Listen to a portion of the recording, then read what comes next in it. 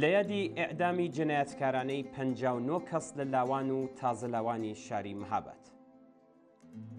ڕۆژی 12 جۆزەردانی ساڵی 1362 هەتاوی کوردستانی شۆڕشێر شاهدی یەکێکی دیکە لە جنایەتە بێ ئەژمارەکانی کۆماری ئیسلامی بوو.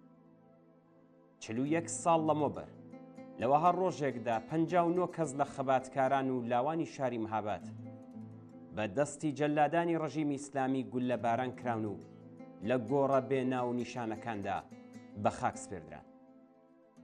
41 ساڵ لەمەوبەر لە ڕۆژی 12 مانگی گوڵاندا ڕژیمی کۆماری ئیسلامی بە مەبەستی چاوترسێنکردنی خەڵکی کوردستان و تۆڵەسەندنەوە لە خەڵکی مەهاباد 59 کەس لە تازە لاوان و لاوانی ئەم شارەی بە کۆمەڵ ئێعدام کرد. زۆربەی ئێعدام کراوەکان لە مانگەکانی خاکە لێوە و گوڵاندا بەڕێکەوت و بە شێوەیەکی هەڕەمەکی لەسەر شەقامەکانی شار ڕفێنرابوون و بە بارمتە گیرابوون.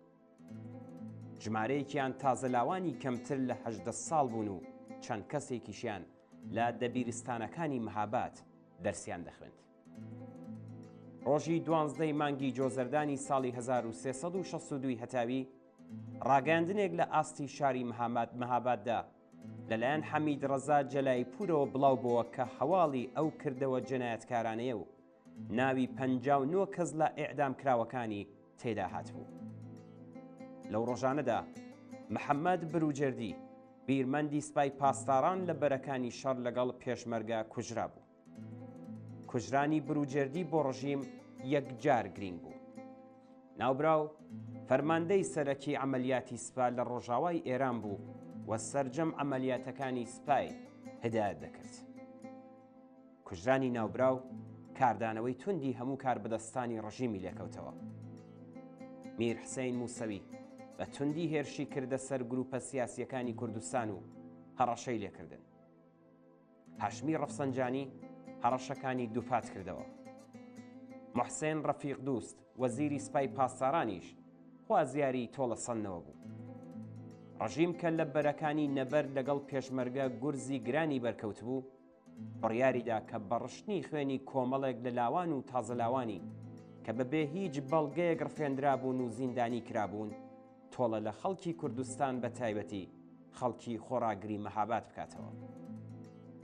حەمید ڕەزا جەلایپور فەرمانداری مەهاباد، محەممەد ئیبراهیم سەنجەقی فەرماندەی قەرارگای حەمزە، ناتق نووری وەزیری ناوخۆ، حسەین شێخ عەتار ئوستانداری ئەو کاتی ئازەربایجانی ڕۆژاوە و لە تۆمەتبارانی قەتڵی شاپور بەختیار، وەڵام ڕەزا حەسەنی ئیمام جومعەی شارستانی ورمێ بەڕێوەبەر و بڕیاردەری کوشتاری قارنێ و قەڵاتان، سەید حسەین موسەوی تەبریزی دادستانی گشتی و سەیاد شیرازی فەرماندەی هێزی زەمینی ئەرتەش لە زۆمرەی ئەو کەسانە بوون کە ناویان لە لیستی بەڕێوەبەرانی ڕاستەوخۆی ئەم جنایەتەدا هاتووە. ئەم 59 کەسە دەست بەسەر کراوە ڕەوانەی شاری تەورێز کراون و لە دادگایەکی چەند خولەکیدا بەبێ ئەوەی کە هیچ تۆمەتێک دژ بە هیچ کامیان بسەلمێندرێ حکمی ئێعدامیان بەسەردا سەپاندن و ئێعدام کران.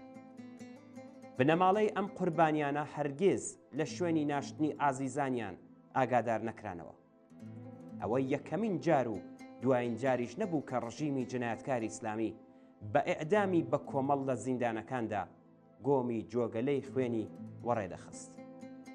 ئەم جنایەتانە بە درێژایی دەی 60 بەردەوام بوو و لە ساڵی 1367دا بەو پەڕی خۆی گەشت و تا بە ئەمڕۆژ هەرگیز ڕانەوەستاوە.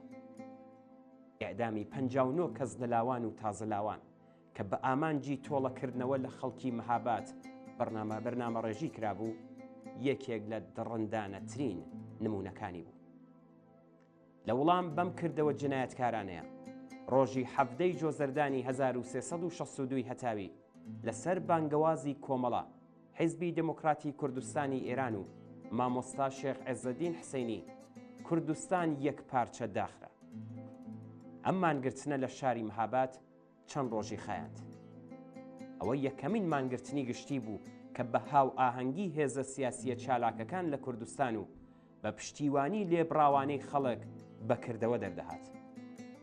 حرەکەتێک کە لە ساڵانی دواتردا چەندین نمونەی بە نرخ و بەرجەستەی دیکەی هەر لەم بوارەدا بەدوادا هات. گیانبەختکردوانی جنایەتی ڕۆژی 12 جۆزەردانی 1362 هەتاوی بریتی بوون لە غوڵام ڕەزا بارزی، حەسەن جیهانیان، عەلی بانەیی، محەممەد عەلیاڵی، محەممەد ئەمین سەفا، هۆمایون نیلوفەر، محموود ڕیازی، محەممەد حسەینی، عەباس حسەینپور، کازم خاتوونی، عەلی مەزنە، عەبدوڵڵا تەجاریان، ڕەحمان ڕەحیمی، عەلی گەڵپەرست، مستەفا عیسمەتی، خالق بارزانی، یوسف ئەیازی، کەماڵ چاوشی، حەسەن ڕەحمانیان، خالید سەفایی، خالید ڕەحیم ئازەر، سەید ئیبراهیم ئەحمەدی، محەممەد مەسعودی، محەممەد ئەبوبەکری، وەفا ئیلیاسی، مەنسوور جەناح، محەممەد ئەمین ئەحمەدی، محەممەد سەلیمی، فەرەیدون شەنگا، عەلی بازیان، خدر ڕەنگین، ئەبوبەکر شوکری، ماشەڵڵا نادری، هەژار کەریمی، کەماڵ کەریمی، کەریم کەڵهوڕی، یوسف حەبیبنیا، محەممەد فاڕوق بازیار، ئیبراهیم ئەمینی، ساڵح مام ئیبراهیمی، شوکری نادری، مستەفا فەخری، عەلی خەوارە، عەلی سەلاحی، مەلا حەسەن لاجوەردی، سلەیمان حەسەنزادە، یوسف حەسەنزادە، کەریم کاوە، سەید مەحموود سەید مەحموودی، حامد مەحموود کەندی، حسەین کەلهوڕی، عەباس یوسفی، سیامەک سەقزی، عەلی ئابادە، کامران زاهێر حەجازی، ساڵح فەرهودی، مەقسوود مەحموودی، ئەحمەد کەڕوبی و ڕەحمان خزرپور. لە سەروبەندی ساڵڕۆژی ئەم کردەوە جەنایەتکارانەیەدا ڕێز دەگرین لە یادی گیانبەختکردوانی ئەم ڕووداوە و ستایشی خۆڕاگری و سەبووری بنەماڵە سەربەرزەکانیان دەکەین.